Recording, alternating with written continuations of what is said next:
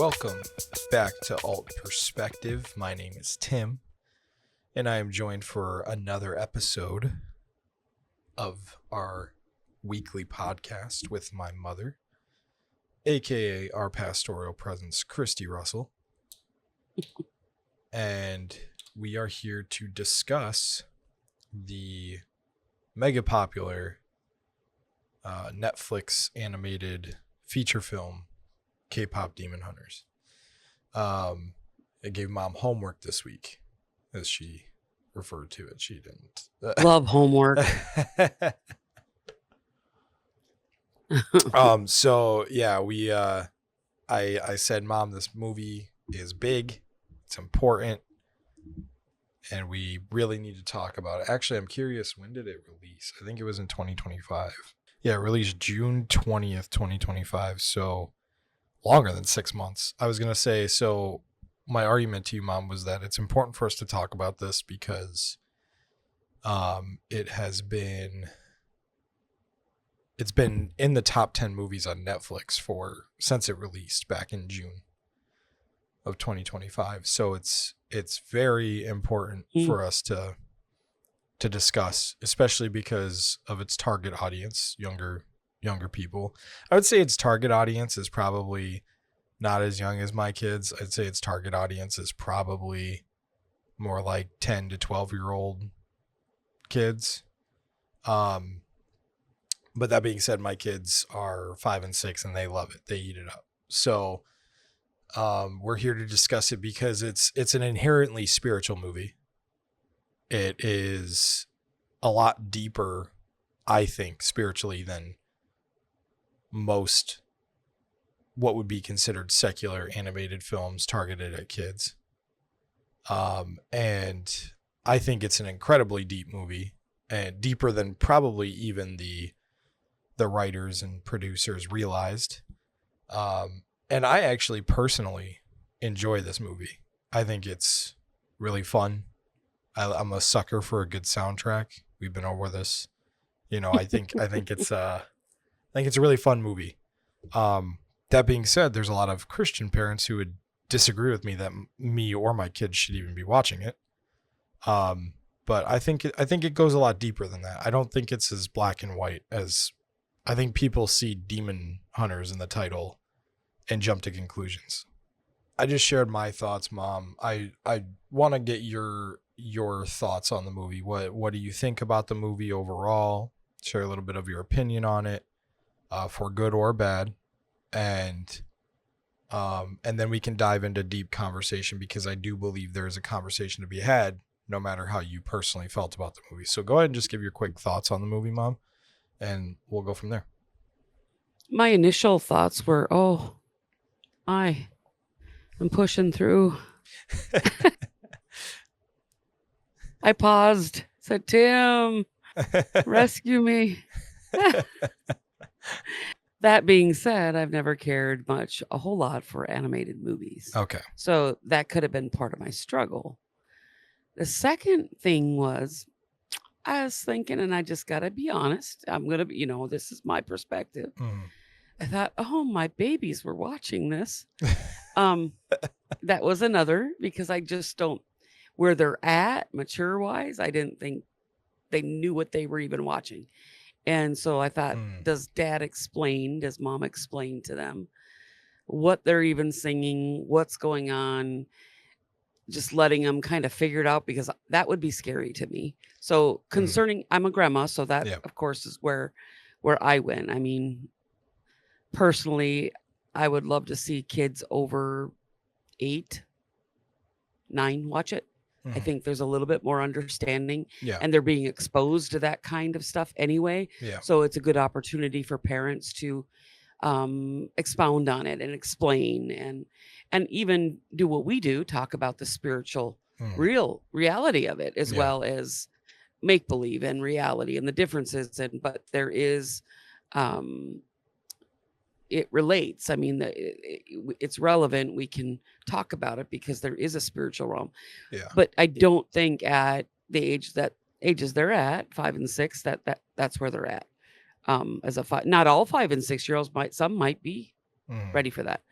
But ours, because they're Yeah. mine too, their community. I just don't know that I feel, but it all depends on what you've done with it as well. Yeah. So that being said, I think it's more geared towards tweeners and Yeah. above. I was going to say, I can see why you wouldn't enjoy it because I think you were clearly not the target audience for the movie. Yeah. That being said, I found enjoyment in it, but that's because I have an appreciation for the artistry behind the animation. I think the music is great. I think the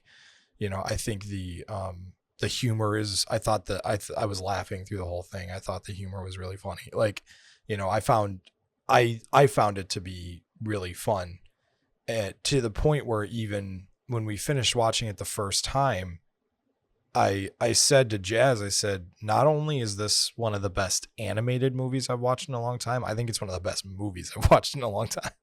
Hmm. And that's Interesting. because I got a lot out of it. I thought it was just incredibly deep for what it is, whether that was the intention or not. And And maybe that's part of my issue yeah. too.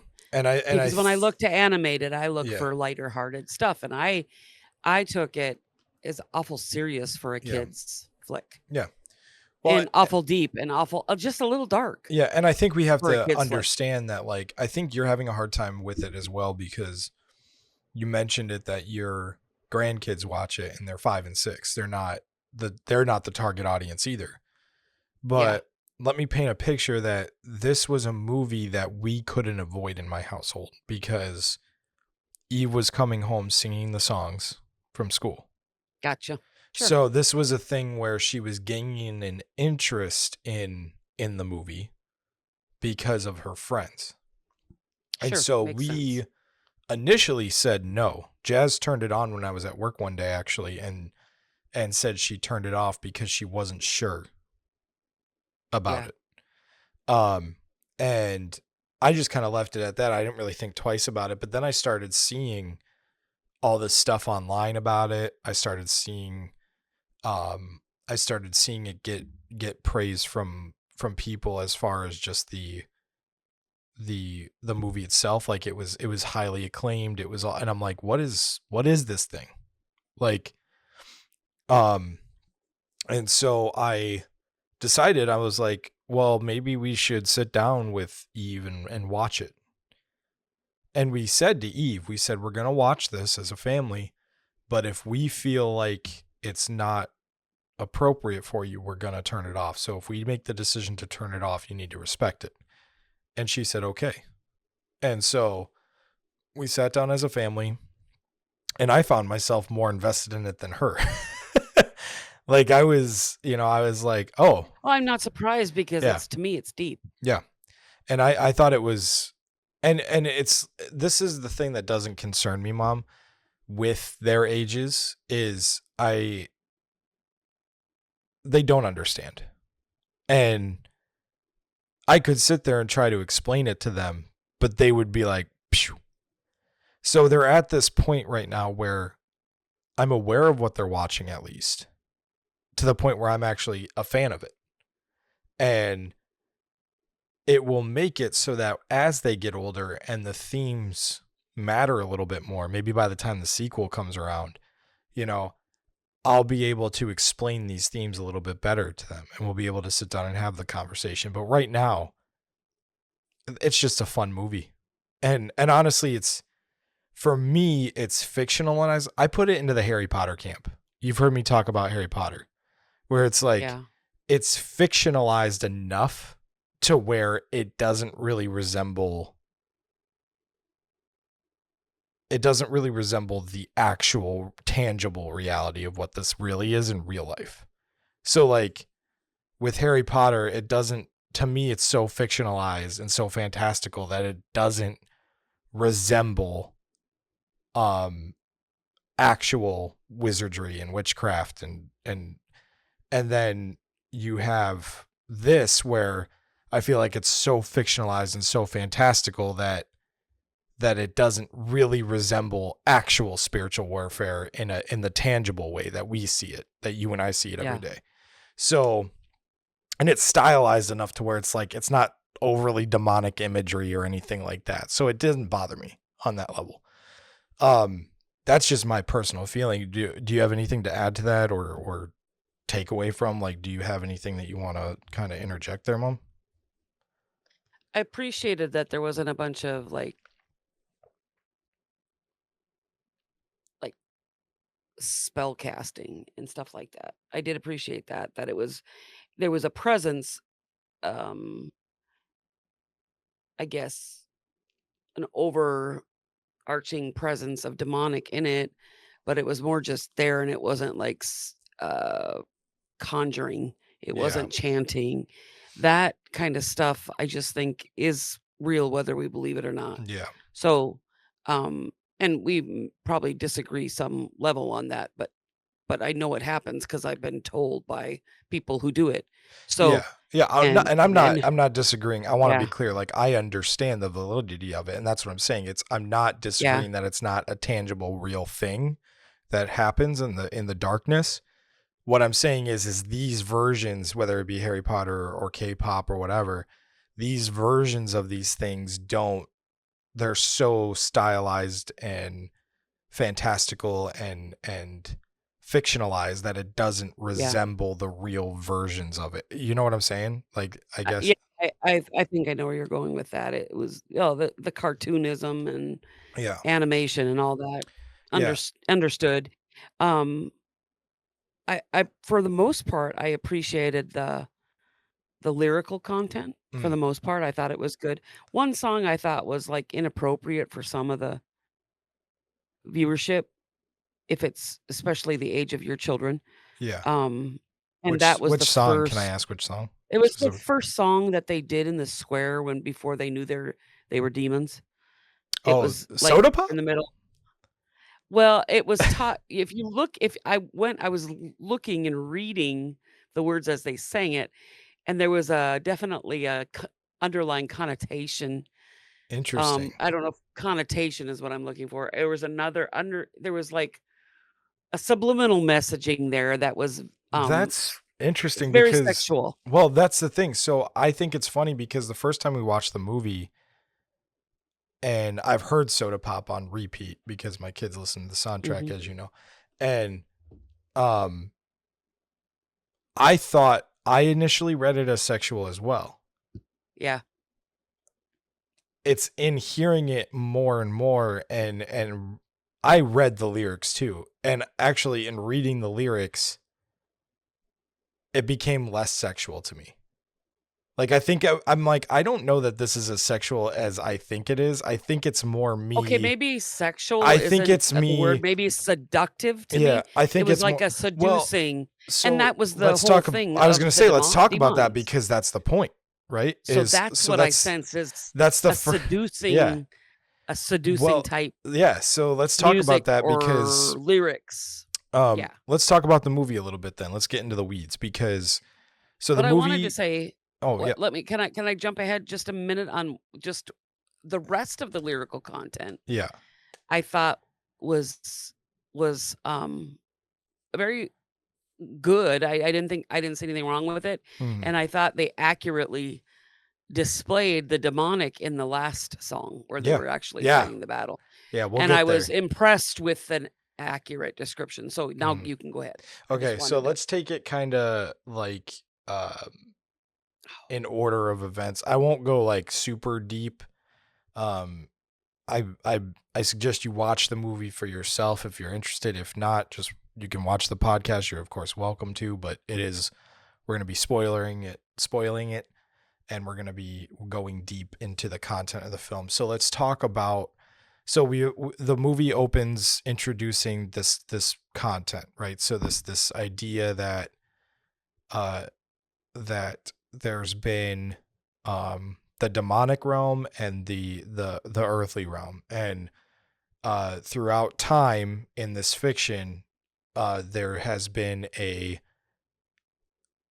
group of what they refer to as demon hunters, and it's usually a group of three women who fight the demonic through music, and they fight them on kind of a flesh and blood level, but they also are fighting the spiritual battle of they are trying to contain the demonic through this almost spiritual shield that is fueled by music and everybody being unified through music. And then we get introduced to our three main characters in the group named Huntrix, which is Rumi. She's kind of the main character.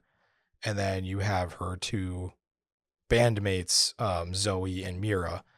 And I love the opening scene in this movie. I think it's really fun when they're on the plane and like the music kicks in Oh, and yeah. they interrupted their snack time, the demons did, and so they they start fighting the demons because they interrupted their snack time and were taken away from the fans and stuff. Thought it was a great intro sequence, great intro song, really fun. And you know, they're kind of fueling this spiritual shield with positivities, positive lyrics, you know, unifying lyrics. They're not, and as the movie goes on, we actually find out that Rumi is part demon because her father was a demon. And so she's hiding this throughout the movie from her bandmates. And so her life's been kind of built around this lie that she was told by her elder that she had to hide from her bandmates and she couldn't let it be known. Which I think is in and of itself a very, very realistic thing that we actually are dealing with the side effects of right now in the church.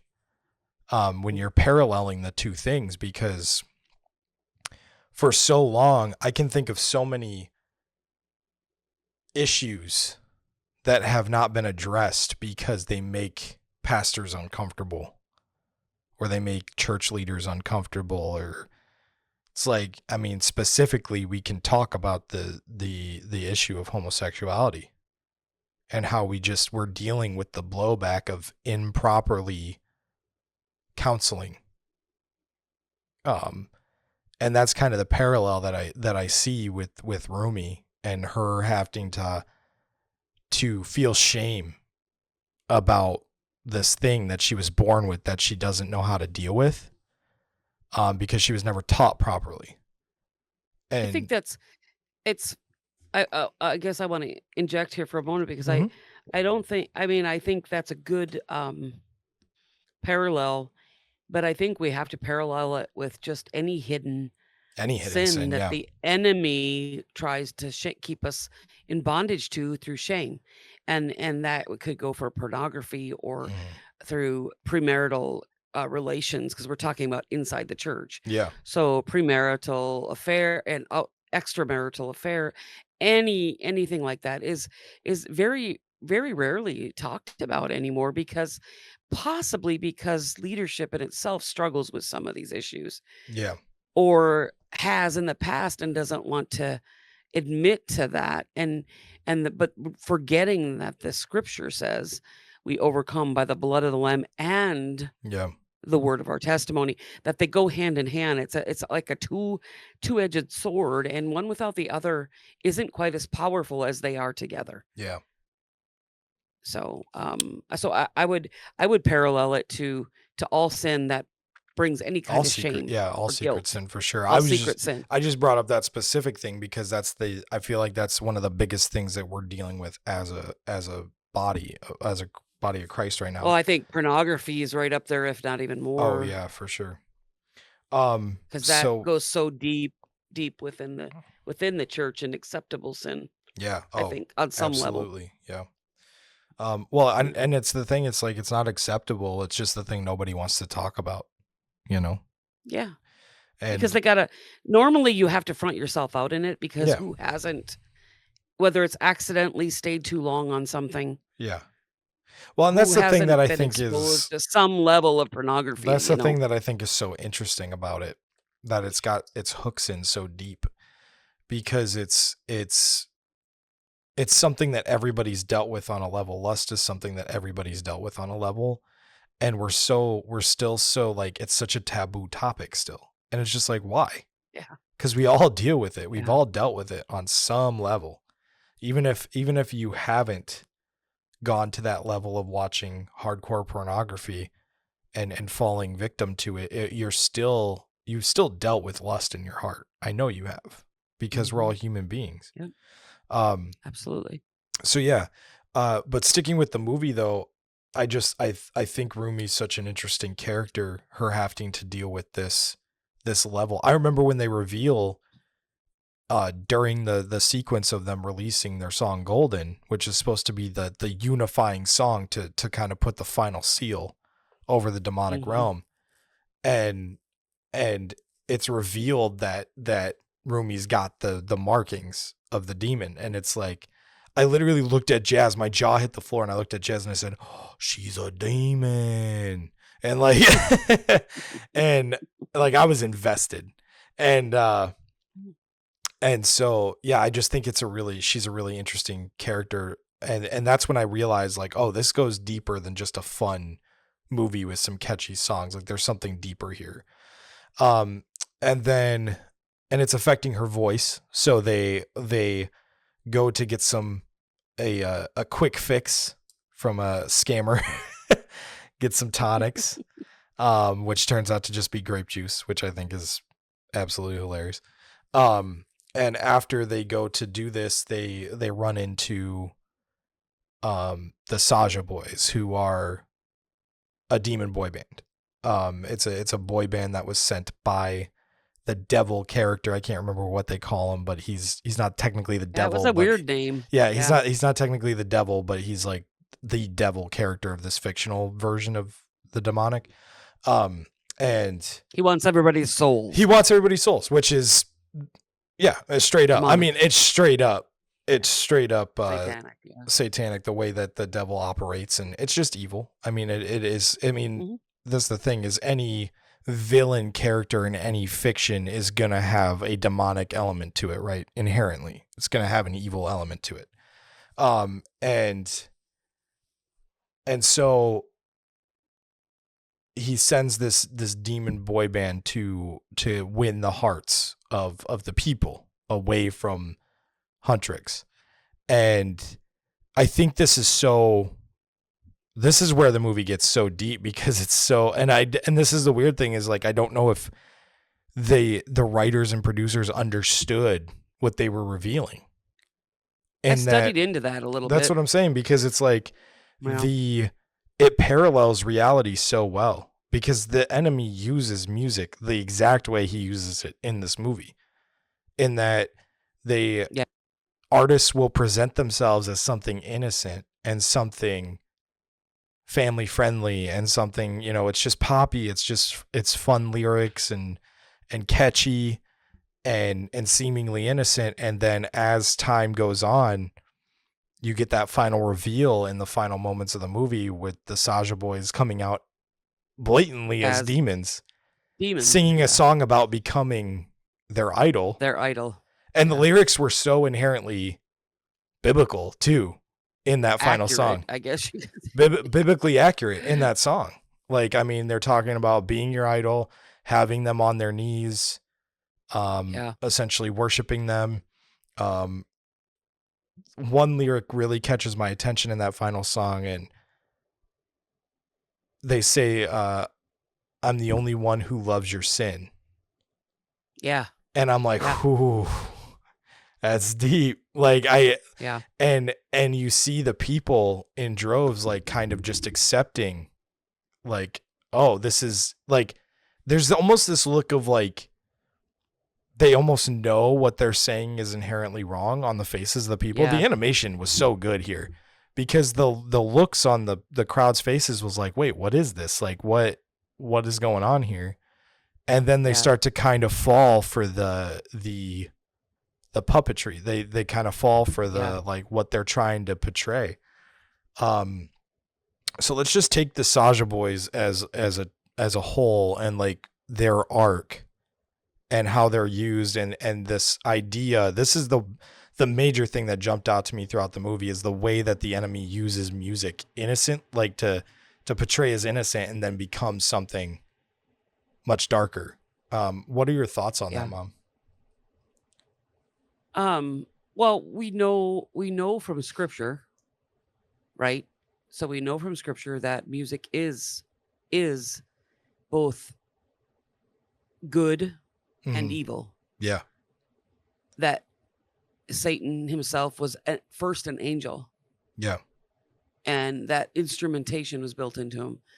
Some call him the worship leader of heaven, but crossed over because of pride, crossed over because he wanted to be worshipped himself. Yeah. So that's that demonic, that's that pride, that's that arrogance, that's that need for affirmation, that need to be worshipped, that if we don't keep it and we don't submit to God, we all have it. We all want the pat on the back. We all want to be revered. We all want to be loved. We all want to be pursued. That is our human nature, that wants that acceptance from other humans, that from other people. Yeah. And so, we know that with Satan's fall, music fell with him.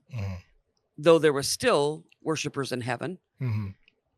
So there was still some good, pure, holy music. Music is still inherently God's creation. It's still inherently God's, but what Satan and some, I don't know if all believe that, but I think for the majority, most Christ followers believe that what was meant for once good, the gifting that he had, was then turned for his soul, his evil, selfish purposes. Yeah. And now it's used as a tool because music is very much an instrument that speaks to our soul man.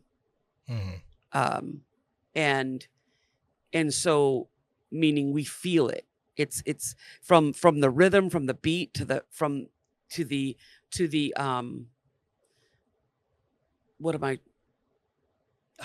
what's the word I'm looking for? I don't know. And something when you can feel can't hear it necessarily. You don't feel it, but you can feel the effects of it. So vibrations. You're driving down the vibrations. Thank you. Oh my goodness. That's what happens when we do this so late at night. It's 8:44, but I'm 54, so don't mind me. So I'm not on my game, and I haven't just had coffee. I'm drinking water now, so I can sleep tonight. So it's from the vibrations that we feel, every part of it, and so there is certain songs that have Christian lyrics that I won't listen to it because I believe that the vibration of it. But that's me, and I am extremely discerning and extremely a worship snob. And a music snob when it comes to I look for peace. And if anything disturbs my peace, on whether it's lyrical, beat wise, or seductive, or I feel a tone or something is not quite right, I won't listen to it because I'm that sensitive to the things of the spirit. Other people, it's just like, psh, and I'm not knocking or being critical. I'm saying for me in the spiritual realm.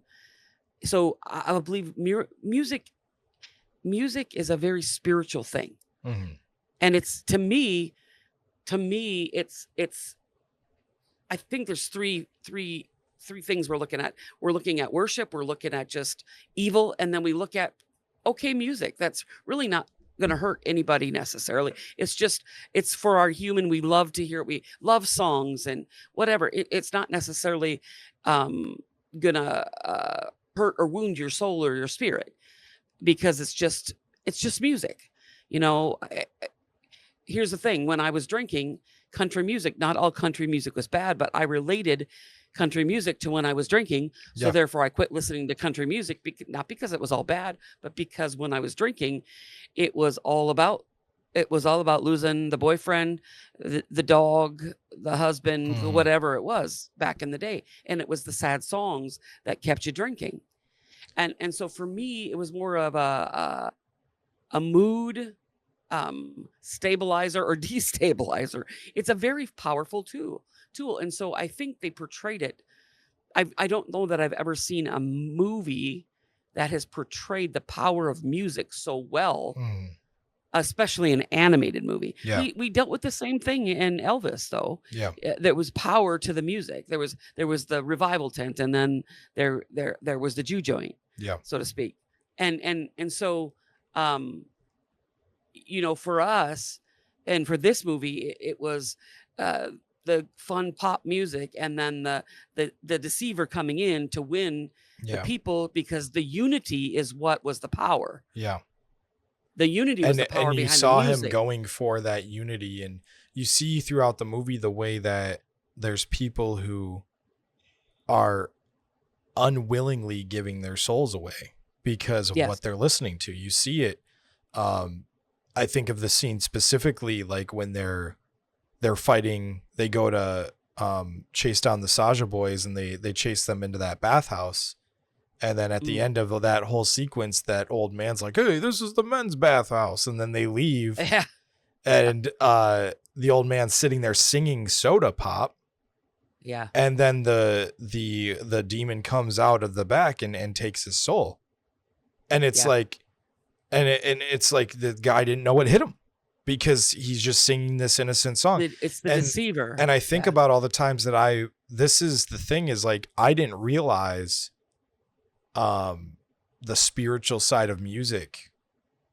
Like, I knew music always helped me to feel a certain way, or helped me cope with certain feelings or whatnot, but I knew the emotional depth to music, but I didn't understand what was spiritually happening to me with music until I allowed the Holy Spirit to take control of my life. And I shared this with you, maybe on the pod, even an earlier episode, where after I started to really, really, really follow Jesus,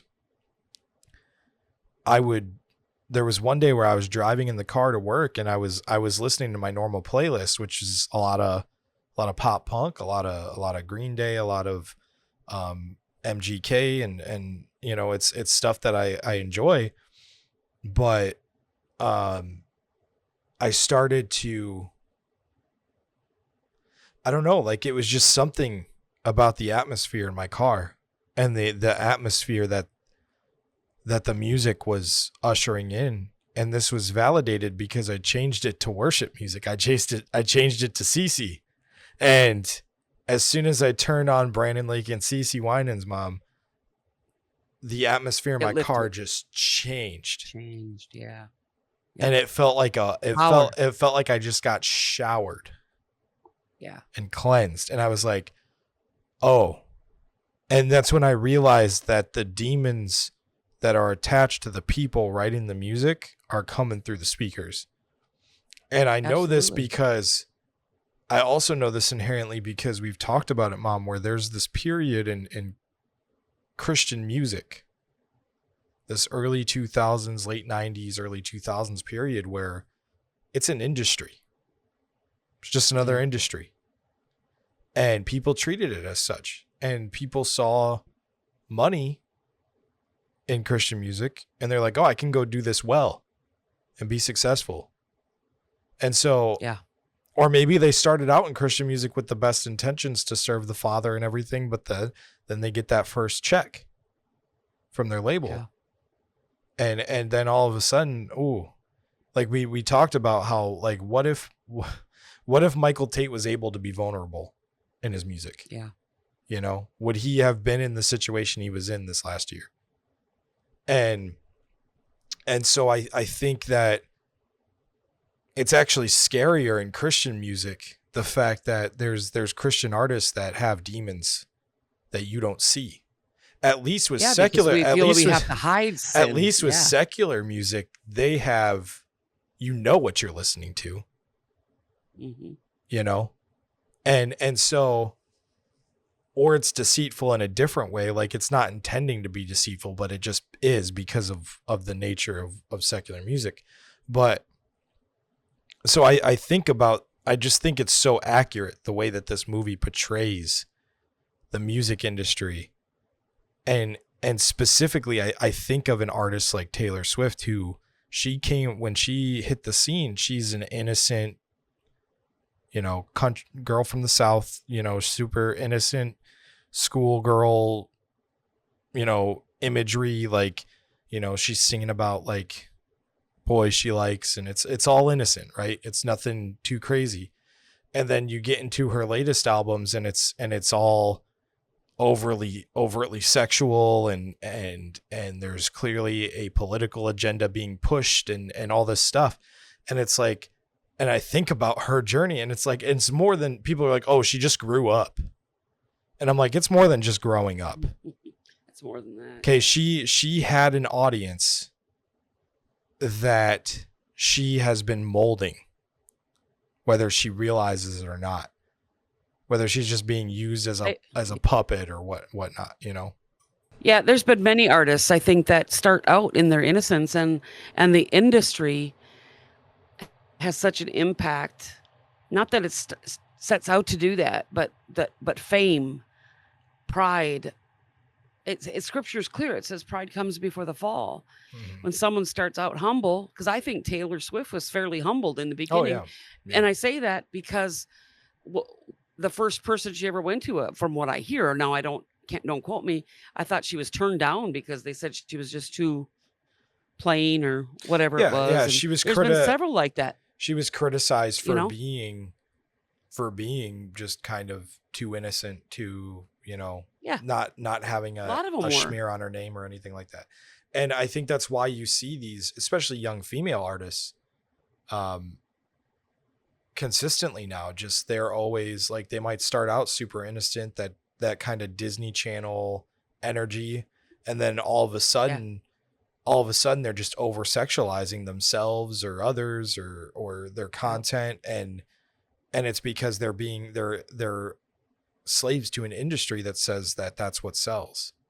But I think we're in a beautiful place right now with music where we're consistently seeing independent artists chart who aren't selling that. And because they're not slave to the industry if they're indie artists, Yeah, exactly.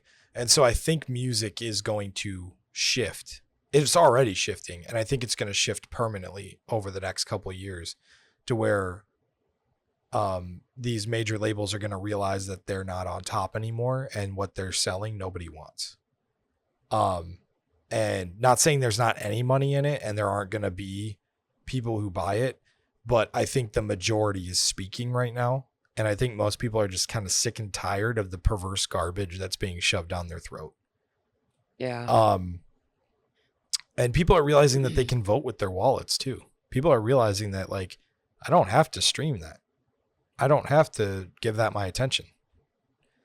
And then I want to get back to, we kind of covered the Saja boys and their kind of full arc and the way that the enemy uses them through the movie to deceive and ultimately win the souls of people. And I think what's interesting is the way that the enemy is able to use the lies and deceit within Huntrix itself to separate them. Bring them down, Well, to separate them. And you see it all culminate by the end of the movie where in that final performance, what's supposed to be the final performance, or the final performance of that competition or whatever, he's literally able to deceive all of them, in that he deceives Zoe and Mira to go chase Bobby because it looks like he's in trouble. And in that moment of weakness, two of his demons take the stage as them, and trick Rumi into thinking that, she's, we know what you are, and using her shame against her. And how often do we see that, where that shame, that seed of shame, justified or not, is used against us to bring us down permanently, or to a place where we feel like we can't be redeemed, or we can't be loved, or we can't be accepted. Or do you have any deeper thoughts on Huntrix kind of journey here throughout the movie? Well, I do. I think, well, here's the thing. I think this was, I mean, I'll say that I was so not thrilled with the movie, like I said. Yeah, So I know you I'm not weren't coming a fan. at this from but I am coming to you from a perspective as I see the value in doing what we're doing with it, Yeah. because I think for not being, quote, a faith-based or Christians even, it Yeah. looks like when I studied it out that they have some spiritual background. It talked about the shaman and Mm. different things, and then some crossover Christian beliefs, but not really. They weren't trying to. It wasn't They're it, just kind it of was pulling more, from it sounded everything. more pulling from everything, Yeah. and so, but I think they did a fairly great, not fairly, I think they did a great job at pulling from, hold on, I got someone buzzing my door. Amazon package. Amazon package at I ordered a bunch of stuff on that I needed this month on Amazon. yeah, but at 9 o'clock Mate, at night? yeah, That's weird. crazy, huh? That's Yeah, weird. You were in the I middle forgot of a what I was thought, saying. I thought. Weren't you? Yeah, I was, but I don't remember what I was.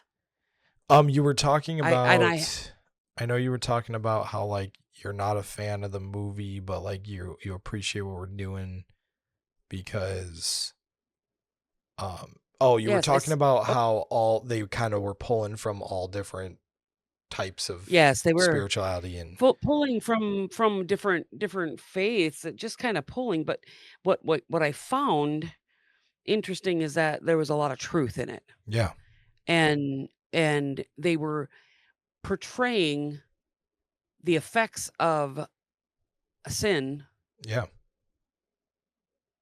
accurately and how it affects us going deeper into the darkness. yeah, So, and I think the main three things that the enemy uses is fear, shame, and guilt. yeah, And that's the three that were yeah, named in this. And I thought those are the three that almost sealed my fate, yeah, in a dark place in my life. And so I thought, someone knows something about this in the yeah, writing and somewhere. yeah, Someone knows something, because to nail it without really in saying we weren't trying to be Christian or spiritual, they were nailing the realm of the demonic and the force, that the very things that the enemy does to draw us in and steal our soul, so to speak, to yeah. steal our faith. And another, I guess, thing I really appreciated about what was the boy band's name? I'm terrible with The this because I Saja wasn't really boys, into it. the Saja boys, Okay, and one of the things I found interesting about his story, the main Genu, boy, was it Genu? Genu, yeah, Genu.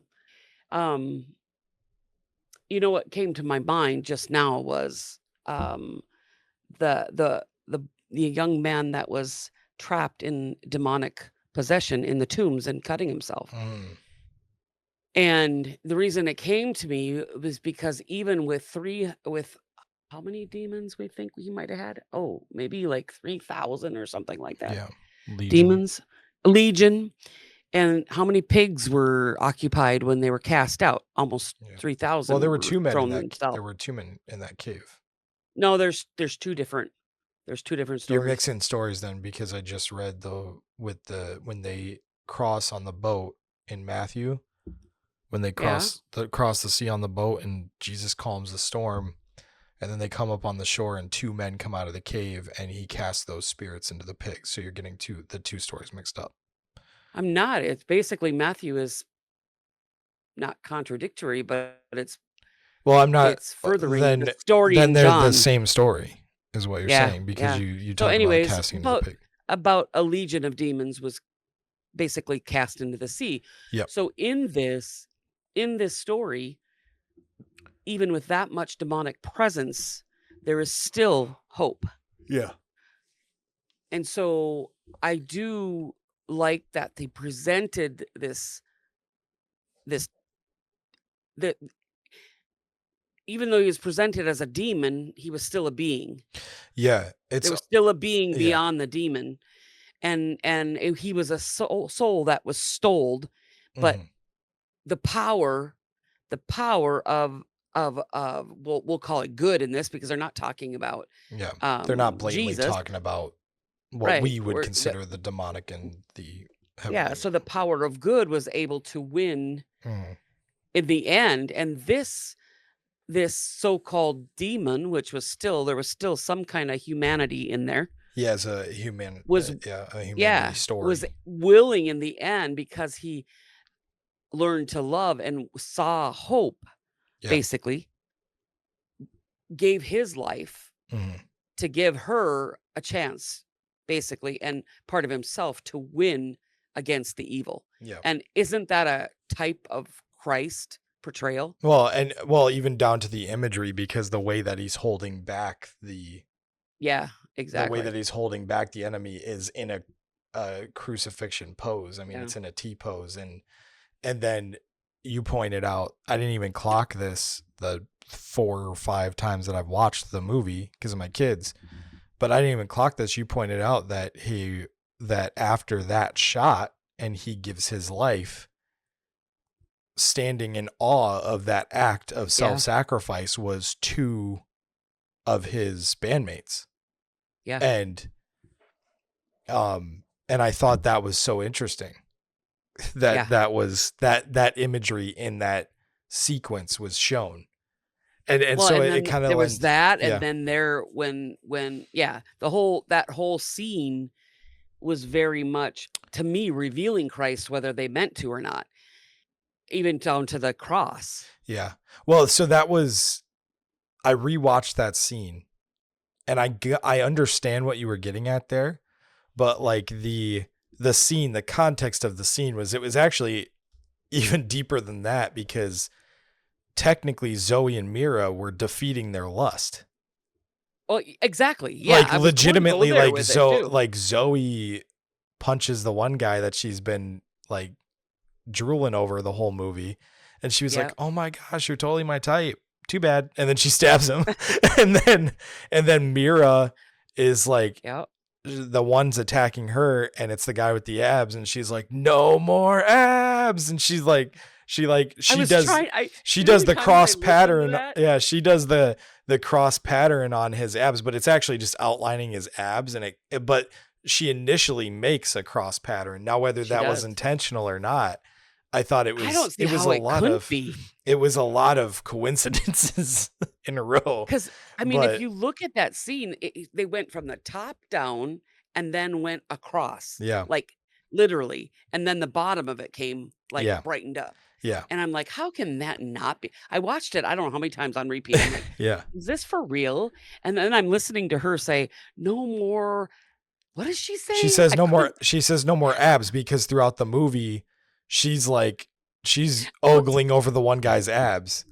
I wasn't sure if it was abs or Cause the like other word or what remember when they meet the Saja yeah, boys and his shirt pops open pops and like open, her yeah. eyes turn into his abs or whatever, and like Mhm. they're literally like, it's in an innocent, Again, like funny light, but they're lusting, for lack of a they're less better, it's a like, seducing on a that's why I said it was yeah, a seducing spirit. yeah, on a That's what I felt they were fighting was a mhm, seduction yeah, of Satan, a demonic seduction, and that isn't that the industry itself, though? yeah. I mean, That they use eye seduction. candy, they use seduction, lust, whatever. And it's like I was saying, like alluding to that, you know, you often see these young female pop stars pop up, they're innocent, they're from Disney Channel, whatever, and then all of Yeah, a sudden they take this turn where next thing you know, like, I mean, they're more or less like, they're just showing everything. Their yeah. lyrics are sexual, like over sexualized, um and Some are just yeah. straight up portraying demonic Some are like, I mean, imagery. Demi Lovato took the full on demonic route with a lot of her stuff, and I mean, and she was from Camp Rock on Disney Channel. Like, I mean, there was just this innocence to a lot of these young females, and now all of a sudden they're in this industry that's telling them, no, you got to show it all, you got to do it all, you got to, and this is, but now with the reveal of, we don't need to go too deep into this, but with the reveal of what went on Epstein's Island, it's like, oh, no wonder these girls are messed up, Yeah. Well, because it's almost like it was like, this is how you get success, or no, or we're going to shut you out. So is there a level of, going a little maybe a little bit deeper to this? Is there a point where you have to cross over to continue in that in the music industry or any other industry that requires Mhm. um you to do things? Are you selling your soul? Are you I selling think out you are. for the fame, for the money? Legitimately, I think you are Is because is there a line what's there that being people are crossing? revealed what's being revealed in these Epstein files, mom, is blatant satanic worship and satanic rituals that were going on, and um all of these, like, I mean, just abusing young women in the industry that were trying to come up in the industry and all this stuff, and young boys and all that. Like, I mean, this is like literally like you sell like what was going on that island. This guy who just had his finger in the entire Hollywood and music industry and all this stuff. I mean, what was going on there was literally like you sell your soul, or we shut you out, or we blackmail you, or we kill you. There's this whole Yeah, thing with Michael Jackson that is being revealed that is scary. The fact that they held this much power, yeah, that he potentially was killed because he was trying to protect children.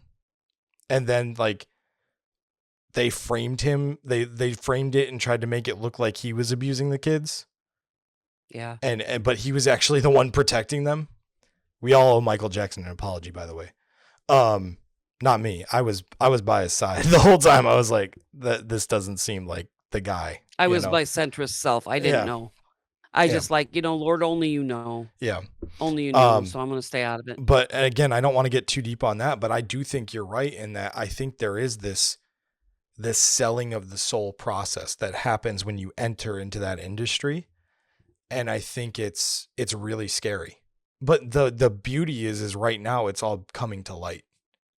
And Yeah, we're in this time where we can do one or two things with it as a society. We can call it out for what it is, evil and gross and disgusting, and we can demand that action is taken against those who run this industry. Um, Despite what it would do to entertainment, despite what it would, it's probably gonna, yeah, you're not gonna have as much to watch anymore. But is that such a bad thing if what you're watching and consuming is influenced by the demonic? You know? yeah. Did you lose your monitor again? No, my dog's under there, so I might. I'm just hoping, and she's getting all wrapped up in the cords. Oh my goodness. Come on out, honey. Roxy girl. Roxy baby, come on. She's so funny. You just gotta be near me. So I yeah, think we're I safe now. I do think you're right though. I do think there's this selling of the soul process in this industry that needs to stop, quite frankly. This whole I guess. satanic underbelly that it's Yeah, clear that it's obvious, it's blatantly obvious. Like, and I'm not, and you know me, I'm not a satanic panic kind of guy, like, yeah, but when it's blatantly obvious that Satan is running the music industry, the movies we watch, all this stuff, it's like, yeah, I love movies, but I don't love them more than Christ. And if this thing is blatantly against Christ, this entire industry, I'm going to be watching what I'm watching a little bit more closely. I'm going to be listening to what I'm listening to a little bit more closely, yeah. you know? I'd like to, I guess, in light of everything that we're saying, I guess I am so surprised that this one was let out the gate. Yeah, because it's kind of telling, kind of revealing. It's well, very telling and very revealing of the truth behind the industry and the demonic and Satan's plan to steal the soul of man away from his creator.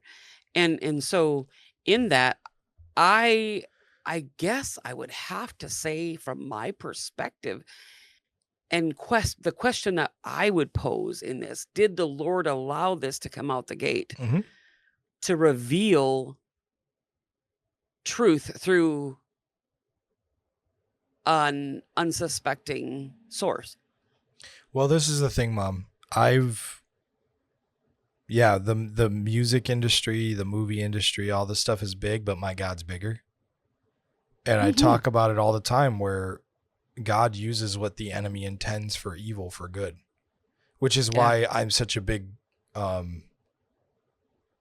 big on the idea of creation echoes creator, because whether you intended it to honor God or not, it's going to honor God in one way or another. Somehow, in some You way. can Yeah. find something. I'm convinced that you can find something in everything that you consume that honors God. Yeah. And you're never going to get me to believe that that's not true. Because if we are his creation, then inherently we are going to echo our creator. And I think this movie is a perfect example of like this was not intended to honor God. It was intended to be an entertaining, fun, animated movie. But it ends up Yeah. being something Crazy. that's so incredibly deep. And honestly, I think the reason I like it so much is because it's so much deeper and there's so much to dissect from it that it just outpaces all of the schlock we've gotten from Disney in the recent years. Yeah. Not early Disney, but recent years Disney, where there's just no heart. They're just churning Now, out crap. who was this a Disney movie? No, this is Sony Animation. Sony? Yeah, they did like Which is interesting because because Sony they're is like a great part. I mean, they probably own, I don't know how much of the Christian music industry. They're a Japanese company too, which is even Yeah. like inherently their culture is anti-Christ. Yeah. And they own all these record labels and all these things that are glorifying God on a consistent basis, but their culture is so anti-God, which I think is interesting. Again, Very, an very, example very of what is intended for evil is being used for good through the glory of God. So, well, it shows you he can use whatever he wants to use and whoever he wants to use. yeah, Even absolutely. without them even really knowing how he's using him. I mean, they don't even have to be aware of it. They're just doing what they do because they love doing it. Absolutely. You know, it's entertainment to them. I mean, Sony Animation Pictures has been in their bag. They recently did the Spider-Verse movies, which were great, like the Spider-Man Spider-Verse movies in animation. Those were fantastic. I think their animation style is cool. I think they're killing it, and they're just doing cool stuff. Like they're not like and that's the other thing is this is a completely original IP. Like this isn't based on anything that we've seen before. It's really refreshing. And I think that's why I jived with it so much too, Mom, is because it's refreshing to have something original that's not a sequel or based on a comic book or something that we've seen before, you know? So do you know offhand, just curious, because I didn't study It this might part be out. based off something. I don't know. But to my knowledge. Do you know offhand if the music was created before the movie, or was the movie created and the music created around it? Do you know? I would assume the music was created around the plot of the movie, but I don't know for sure. I'm just curious because the music it ties into the plot so well. Well, that's what I'm saying. That's why I'm curious of the inner workings. It'd be neat to find that out. I know they use like real K-pop artists and stuff. I watched the after to do the music and stuff. So like, yeah, it's such an interesting concept. Like I just think it's so original and so cool, and yeah. So, overall, so through this conversation, Mom, my final question to you would be like, has your feelings towards the movie softened, or are they the same, but you appreciate what it is? What are your final thoughts on the movie? My final thoughts on the movie are, I still am not a big fan of animated movies. Yeah. That's just me. Have never been a fan of, I always like Jungle Book. Which one do I like better? The real one or the animated? Yeah. The one with real characters, of course. You cried during Toy Story 3. Yeah, I did. It was so sad. I don't even remember what I cried about, actually. Toy Story 3 is the one where they were about to get burnt up in the furnace at the end. and they were all holding hands. Yeah. That was so dark. Yeah. It was so sad. Yeah. You said you enjoyed Toy Story 4 Anyways. as well. But Toy Story is just peak, though. I mean, it's just so good. Yeah, it is. You're distracting me. I'm sorry. Final thoughts. Final thoughts is it's not my type of movie. Right. Would I watch it again? Nah. Nope. Even if your granddaughter begged you? Well, I would only do it for Evie, not because I wanted to watch it. Oh, okay. So let's clarify that. But you don't want me to watch it with Evie because I would probably go too deep with her. I'd be like, what did you think? And she would stare at you and go, stop it. She so would. I can just hear her. Yeah. Oh, my little girl. She's such a sweetheart. And her little voice. That is the cutest voice ever. Anyways, it's been the cutest. I mean, she's just got this cute little voice and she's such a tiny little thing. Anyway, so distraction again. Anyways, so it's not my type of movie, but I liked, like I said, I think for the most part it was clean.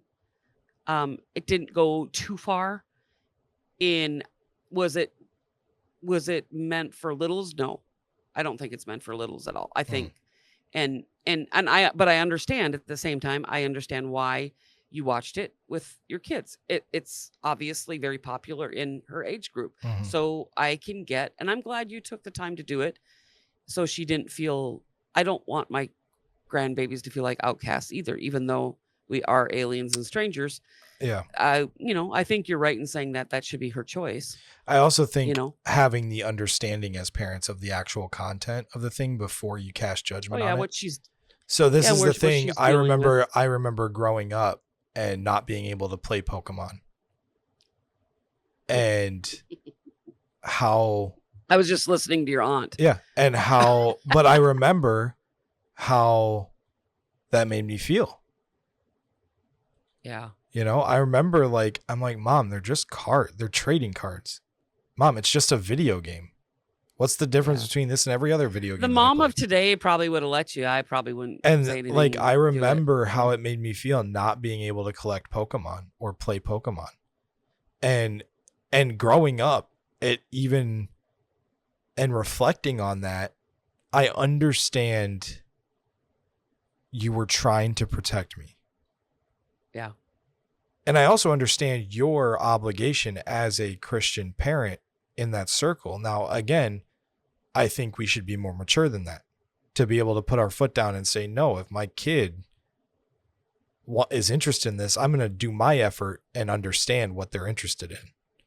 And I think you could have done better, but I also don't blame you for your actions. And I just remember and in reflection, I play Pokemon now. And it's fine. It's totally innocent. There's nothing about Pokemon that's demonic or weird. I went to the Pokemon You actually movie went. And I brought you to see Detective Pikachu, and I remember you coming out going, "Why did I ever shield you from this?" It wasn't. There was nothing in it that made me go, "Oh." It's very. There might have been some. But you really had to stretch it to say, "Oh, this is downright evil" or anything like that. I don't.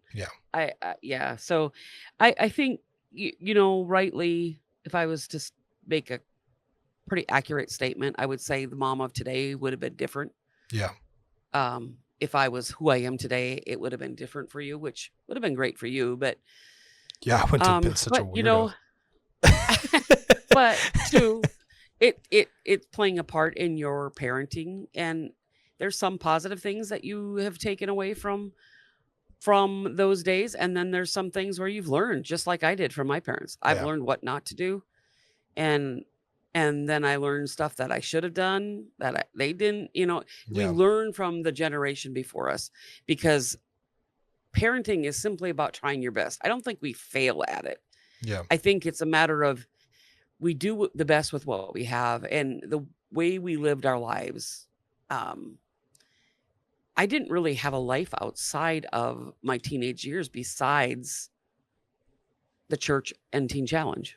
That's just the reality of it. Yeah. It was an extreme lifestyle. So for that extreme lifestyle we had, I would dare say I broke out of the box more in your teenage years. Yeah.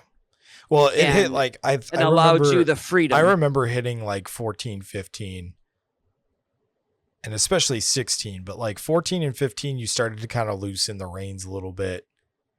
I was changing And though, if you recall. yeah, and then 16, you basically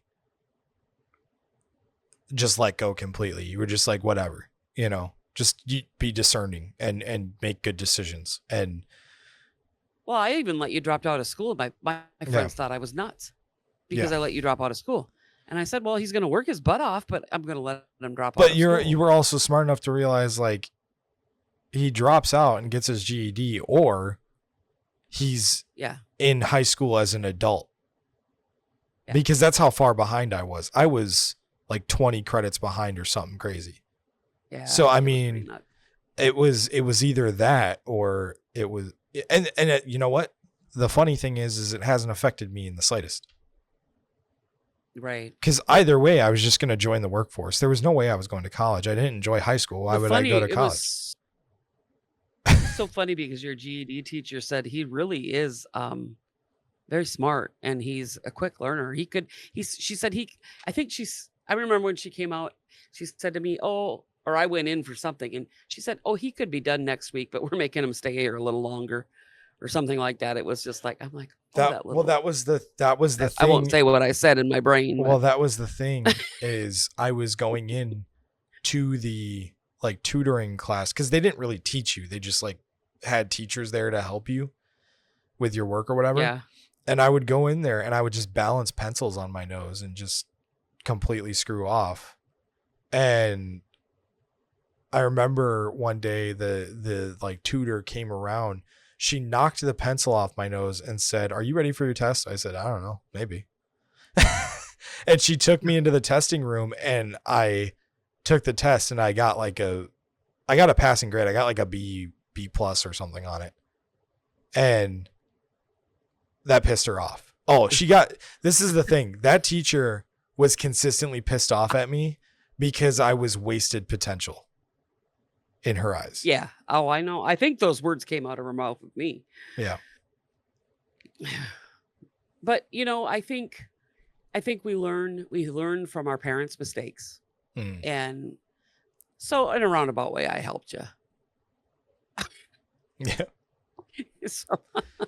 Well, it's like I said, I mean, if you didn't shield me from Pokemon, uselessly shield me.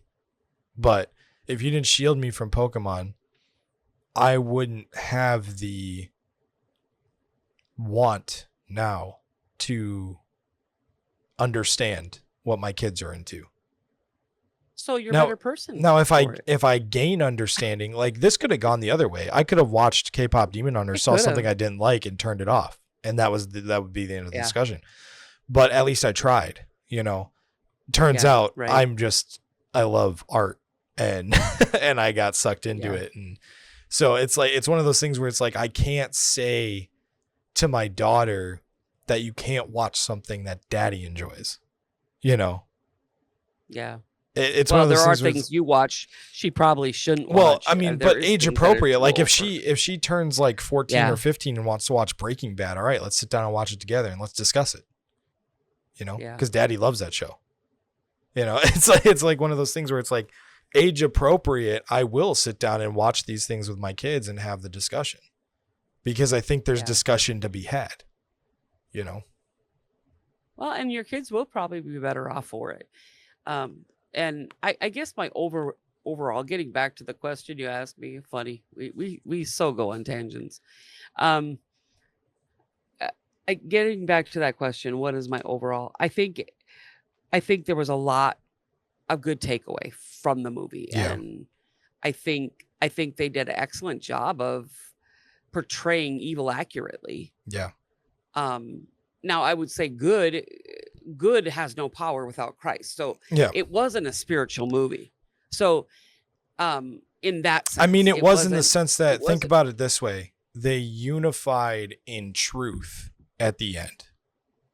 And were able to defeat the dark by unifying in truth and light. And that's what we do as Christians. We unify in truth often through worship, to Yeah. push back the darkness and push back the demonic. And so, Yeah, praise has the power to do that. and that's what I'm saying Definitely. is like, so there And is an music does inherently, have the whether they recognized it or not, it's not centered on Christ. So it's not Christian in that sense. That's It's what not I meant. Christ centered in that That's sense. what I meant. But the idea of unifying in truth to be able to hold back and hold at bay the demonic is very Christian. It's a very Christian It ideal. is. It's a very Christian ideal, but it's just lacking that the storyline is lacking the actual presence or power that is able to empower us to fight the evil, is what I'm saying. Yeah. So yes, unity through music, through good is a tool, but it lacks power without God behind it, without Holy Spirit behind it. So that's where I see that it probably wasn't intended to be a Christian movie. It was it intended to be a good movie? Absolutely. I think it's a world's take on overcoming evil with good. And I think that not all the world is trying to be evil and wants to be evil. I think there are good people in the world, even though they're good people doesn't mean that you know, it's that quandary. Why do good people go to hell? Because they're good people. It doesn't make sense to us. It doesn't make sense to humankind, because if I'm doing good, I should be able to go to a good place. But this is where Christ and the gospel and that sin nature and the enemy who rules and reigns, that supersedes any good we can do on our own. It took the sacrifice to free us from the evil. And if you don't accept the sacrifice, you're never set free from the evil. That's I guess my only issue is when because it is a worldly perspective. The story was written from a worldly perspective.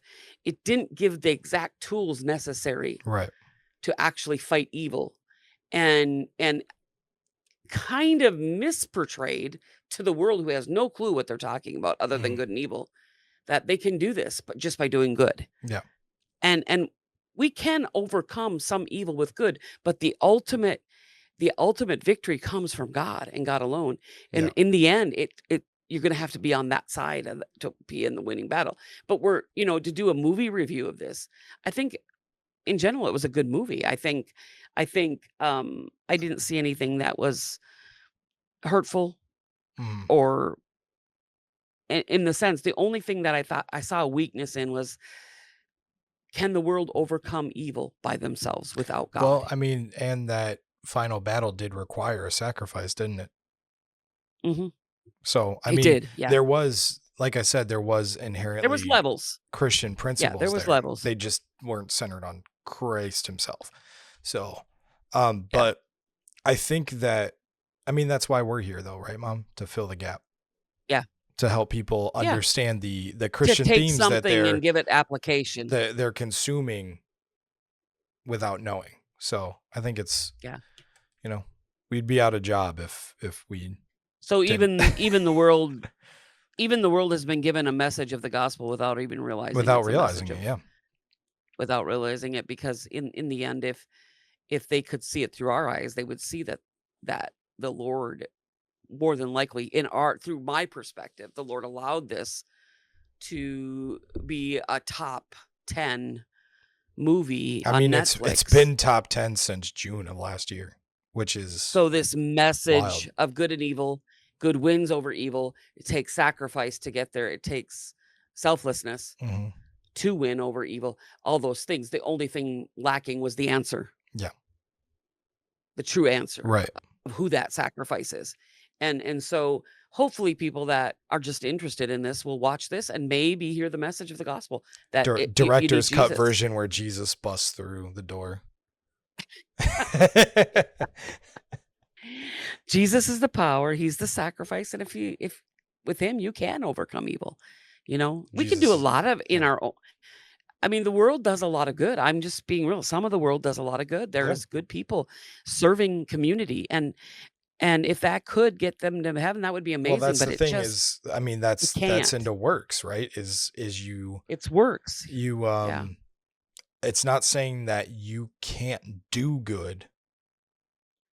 It's saying you can't be good. Because what does Paul say? There's Yeah. nothing good in me. So, Good in me. and that's true. When you Well, understand and the sin nature of man, that ever since that fruit was yeah, bitten, that we just that's what I can't, was gonna touch on. That's right? what I was gonna touch on, Tim. I was gonna touch on her, that just says there was good in him. Hmm. There was still that human, that Hmm. that that nature that wanted to be good, that there was Hmm. still that sparkle of hope. There was also mostly good in her, but Yeah, there was that little bit of that that little evil bit of human evil, side, right? that little bit of even Yeah. evil, that man, that Adamic, I that would call it she that Adamic she nature inherited. So there's even this that she entire inherited. arc of generational curse too. Oh, yeah. It still is today. It Mm. always will be. Christians and people can deny that there's generational curses all they want.